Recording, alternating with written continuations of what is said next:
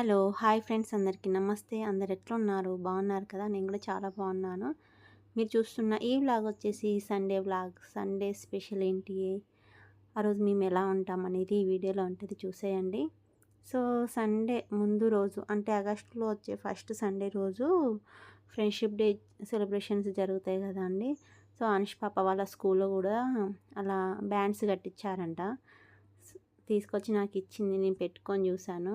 నా హ్యాండ్ చూసారా ఎంత బక్కగా కనిపిస్తుందో. ఇంకా సండే రోజు వచ్చేసి ఎర్లీ మార్నింగ్ వచ్చేసారు ఫ్రెండ్షిప్ బ్యాండ్ కట్టడానికి. తను వచ్చేసి వాళ్ళ అన్నయ్య.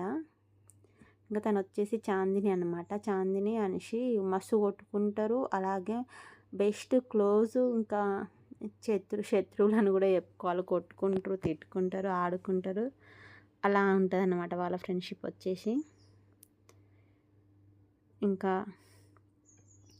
అనుష్ పాప వాళ్ళకి ఇవి ఫ్రెండ్షిప్ బ్యాండ్స్ వచ్చేసి వాళ్ళ తాత కొనిచ్చాడు. ఇంకా తను కూడా వెళ్ళి కట్టేసి వచ్చిందంట ఫ్రెండ్స్కి. అందరు ఈమెకంటే పెద్దోళ్ళు. ఆ చాందిని పాప ఒక్కటి ఈమెకంటే ఒక 6 months ఏమో చిన్న, అంతే. సో అదండి. ఇలా అయితే ఇంకా తను మార్నింగే ఇంకా వచ్చేసి కట్టేసింది. ఫ్రెష్ అప్ కూడా అవ్వలేదనిసి. సో ఇంకా సండే స్పెషల్ కాబట్టి నాన్ వెజ్ ఉంటుంది కదా దాదాపు అందరి ఇళ్ళల్లో. సో మాకేంటంటే తినాలనిపించినప్పుడే తెచ్చుకుంటాము ఏదైనా. ప్రతి సండే నాన్ వెజ్ ఉంటుందని ఏం చెప్పలేను నేను. సో ఆ రోజు మటన్ అయితే ఫ్రెష్గా ఉంటుంది. సండే ఫ్రెష్గా ఉంటుంది కాబట్టి ఆ రోజు బోటి తీసుకొచ్చాడు. బోటి వచ్చేసి ఎప్పుడు తనే క్లీన్ చేస్తాడు ఎప్పుడన్నా తీసుకున్నా కూడా.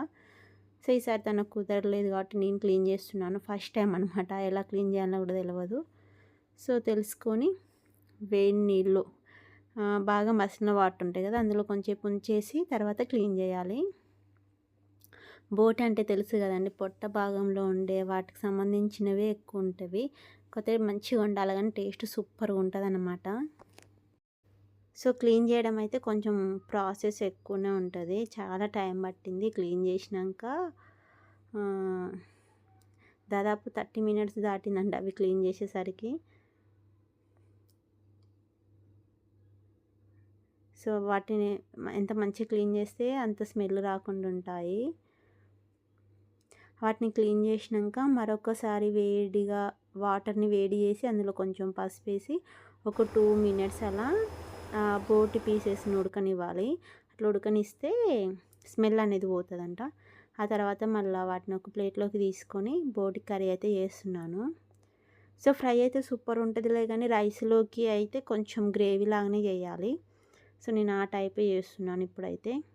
సో గ్రేవీ లాగా ఉండాలంటే ఆనియన్స్ మిక్సీ పట్టాను. తర్వాత ఆనియన్స్ అన్నీ ఫ్రై అయిన తర్వాత ఇంకా మటన్ లాగానే వండేసిన. స్మెల్ అయితే మంచిగా ఏం రాలేదండి. స్మెల్ వస్తే తినాలనిపించదు కదా.